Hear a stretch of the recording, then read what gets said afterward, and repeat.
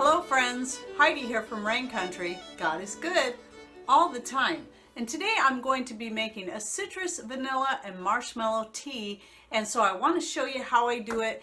And if you're liking these videos, please let me know in comments down below because I'm always coming up with new herbal tea recipes to share with you as I work with the different herbs that I grow and the spices that I like to stock up on and things like that. So let me go ahead and show you what I got here and how we throw this tea together. So right here I have my lovely garage sale find silver teapot, which is a very cool thing. I talked about it in my last tea making video, and I will again link to the story on this right up here. I suggest you check it out, especially if you like anything vintage, antique, and stuff like that, or garage sale finds. But anyway, very cool thing that we found out on this. So what I'm going to do is I've got some organic orange peels. So whenever I'm going to be using the peels on my citrus for anything, especially food related, I try to get the organic whenever possible, because that, you know, it's the organic peel that I'm going to use. If I'm not going to use the peel, I don't worry as much about it being organic, though I try to get organic as often as I can. It's just not always available to us locally, unless we can grow it our own, but citrus doesn't grow well in Rain Country. And then again, same thing with the lemon peel. I always try to go organic. If I know I'm going to use the peels, it's worth the extra cost because of the fact that, well, I'm going to use the peels. I'm not going to throw them away, so I'm paying for those too. So anyway, what I want to do is I'm going to throw in a couple of these chunks of dehydrated lemon peel. I'll put in all three of those. Oh boy, it smells good.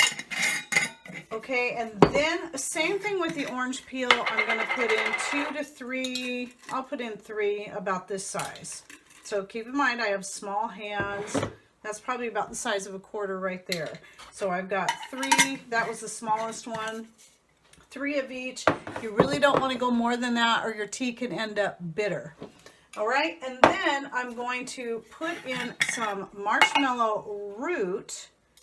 And I did just do, I think I shotted this in that video about talking about the marshmallow root, but I did recently harvest some marshmallow root, and I'll show you a couple pictures right here of, this is smaller. This isn't as big as the one that I harvested last year. That one was just enormous, and I still have lots of marshmallow to harvest out there. But anyway, I harvested a couple of marshmallow roots and then chopped them up and put them on a baking sheet and then dehydrated them using my wood stove dehydrator.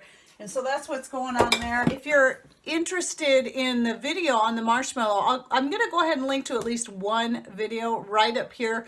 That's a video I did last summer on why I grow marshmallow. And in that, I also link to other marshmallow related videos, you know, including the medicinal benefits. So marshmallow is really good for the digestion, just to give you a couple ideas. Really good for anything, you know, the mucous membrane, very soothing, and, you know, very soothing to the stomach lining, very soothing to the throat. Plus, it just has a lot of great other benefits. And the leaves and the flowers as well. And that's what I'm going to also add to the tea. And marshmallow, the fresh marshmallow leaves and flowers are really good in salad too. And I love growing marshmallow. It's got to be probably, I'm thinking it's my top favorite herb that I grow in the garden. So you can see I put in a good pinch or 2 of each one of those. All right. And then the next thing I'm going to toss in here are a couple of allspice. Now you don't have to add the allspice. This was a newer addition I decided to throw in just to add a little bit more flavor. Oh, I'm going to put in a few more. You know me, I like lots of flavor. Oh, and by the way, this jar was another garage sale find. You know, anytime I see a bale wire jar with the lid, I try to be careful because there are a lot of great old jars out there, but I can end up with way too many. I already have several antique ones that I won't use for canning. But anyway, a bale wire is always nice because I can definitely use that. Okay, and now for another citrus that I'm going to add. You heard me talk about this if you watched my last video on essential oils. It was the top 5 essential oils that I use. I'll go ahead and link to it right up here. That was the one that was collaboration with Stringfield Ridge Farm. And anyway, lime is my favorite. The aroma of it, the flavor, it's just so good. I don't actually use it as much as the orange oil, but it is really good. Now I want to say this, I'm stopping here and pausing on this, in the fact that most of your essential oils companies are not going to recommend that you ingest this. So I'm going to say that there as a warning. Please use caution. Us personally, we've never had issues. I've used the citrus oils, the orange, the grapefruit, the lemon, the lime, in all kinds of different things for a flavoring, from pies to chocolates, the homemade from scratch chocolates, teas, and various different things. So again, exercise caution, and you know, don't just do it because I say. Look and do it for yourself. But anyway, I'm going to use this. It just adds such wonderful flavor. Just put in a couple of drops if you're going to use it. That's all you're going to need. Now, the reason I like to use the oil as opposed to a lime rind like I do with the lemon and the orange is, if anybody knows anything about lime peels, they are the most bitter. Well, that and grapefruit, they're the two most bitter when it comes to your citrus peels. And so those are not preferable to use in a tea of any kind. Okay, so one more ingredient is the vanilla extract, and I do have a video on the vanilla extract. It's old, and I will say, because it was an old, and at the time I was experimenting with the rum and the glycerin, I have to say that's my favorite way to do it. It's excellent. So I do all of my extracts for flavoring that same way. And now I've started using my own homemade wine for making the extracts. So I don't even have to buy vodka or anything like that. I can just use my homemade wine, and then the blend with that and the food grade non-GMO glycerin makes an excellent extract. Anyway, so I'm just going to pour in about a teaspoon or so of that. And then top all of that off with my filtered rainwater. Now, you know, I'm not going to try to tell you don't use city water. I just don't recommend it if you're on city water, and especially if your city fluoridates. That's what we really try to avoid, is fluoride. And that was the main reason we started going with our own filtered rainwater when it comes to ingesting, because, you know, we were trying to heal our thyroids and get off the medication. And that was one of the ways we did it, was switching to our own filtered water, because our city fluoridates, despite all the letters I wrote them about fluoride, they still fluoridate. So that is, you know, that's a big reason why I recommend that. And plus you got chlorine and other stuff in there. So it's really best if you have good well water, or you have a way to collect and filter rainwater. That's the best way to go. But whatever water you can get, sometimes in bottled water isn't the best either, but I'm guessing the bottled spring water might possibly be healthier than your city tap water, especially if they're adding fluoride. Anyway, that's my little spiel on that. So now you can see I did all this. I just tossed it in the pot like this. I do this quite a bit with a lot of my different things, but not everything. Now, if you don't like the idea of possibly getting pieces into your tea, you know, into your mug, and you just want nice and clear, then I recommend going with your own homemade tea bags. You can also buy teapots that have a little, like, you know, a tea infuser thing built inside them, which is very cool. But for me, I couldn't find anything like that, even though they existed at the time. And I was wanting, you know, something bigger than your average tea ball that you get for a cup. And so I started making these bigger size tea bags for going into the tea pot, so I can, you know, make a whole pot of tea. I'll go ahead and link to the video on how I make these right up there, and you'll see it's kind of funny, because in those I was making them fresh. These have been used again and again and again for several different kinds of teas, and most of your teas, be they herbal or not, they're going to stain. And so I just wash them out by hand and hang them to dry. I'm not concerned about it. But anyway, just a little drawstring bag. I do use these when I'm doing my peppermint tea. Anytime I'm using a lot of stuff in it that's, you know, got a lot of fine parts in it, where this doesn't have as much.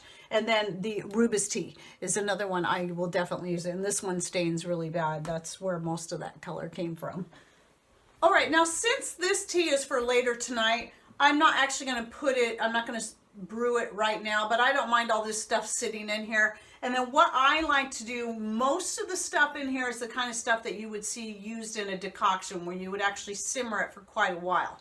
The only thing in here that you would consider a more delicate herb that maybe you might not want to simmer for a long period of time are the marshmallow leaves and flowers, but everything else is going to be safe. Now, the reason I say that is that, you know, for your more delicate herbs, when you're making your herbal teas, the most common way to do it is going to be to have, you know, your tea bag, your tea ball, or even your pot. You're going to put the stuff in there. You're going to pour the hot water, the already preheated water, over it and let it sit for a few minutes. And that's what you typically do with the more delicate things. I always simmer everything for quite a while to get it as strong as possible. Now, the reason you want to think about that when it comes to your more delicate herbs, if you're really trying to get all the medicinal benefits or all the nutrients especially, you want to look at, if you overheat it, you could destroy a lot of those nutrients. Because I'm always mixing my herbs with, you know, the more woody things like the roots and the peels and the cinnamon sticks and stuff like that, I just throw it all in there. I'm not as worried about that because I'd rather have it get a good simmer on it, get really infused into the water, and I feel pretty confident I'm not going to lose all the nutrients and all the benefits of the delicate herbs that go in there with it, especially since I have the marshmallow root in there. So anyway, that's what I'm going to do. I'm going to later, I'll stick it on the wood stove, and then I'm going to let it simmer for about 15 minutes and then pour myself a cup of tea. And since that's going to be later in the day, I'm not going to show pouring the tea. I'm going to go ahead and include right here a couple of pictures of the tea once it is all finished so you can see what it looks like. You might even see a piece of herb floating around in there, and that's just the way my teas are because I don't typically use the tea bag when I do that. And if you're curious, all the things that you see back here in these jars, these are all different things that, a lot of it stuff I grow in my garden, but not all of it, that I use for making the different teas. But not just that. I use so much other stuff. I can't fit everything on that shelf that Mr. Rain made for me, but really grateful for that shelf. And if you're interested, by the way, in the lids that I use on those, they're actually just craft lids. When I got them, I got a really good price. I got them from Amazon and I got a super good price on them, but since then they've gone up in price a lot. But I will go ahead and link to the lids below if you're interested. But one thing you need to know, because they're craft lids, they're not recommended for food. So what I like to do, I put a couple of little pieces of beeswax inside the lid and heat it on my wood stove and then spread it around in there to give it a protective coating on the inside of the lid, so I don't have to worry about if there's anything, you know, that could possibly contaminate the food, the herbs or whatever. Anyway, that's what I do, and it just makes it look a lot nicer. And you can see I do the same thing with the little jars I have sitting here, these little lids as well. Okay, well, I hope you enjoyed this video, and again, comment below if you're really liking these tea videos and you would like to see more, because I have more recipes that I've got in here and more that I already use. I experiment all the time. I'm going to have more with the dandelion root and some other stuff. So let me know what you think, and I hope you enjoyed this video and that you learned something new. Thanks for watching. Take care, and God bless.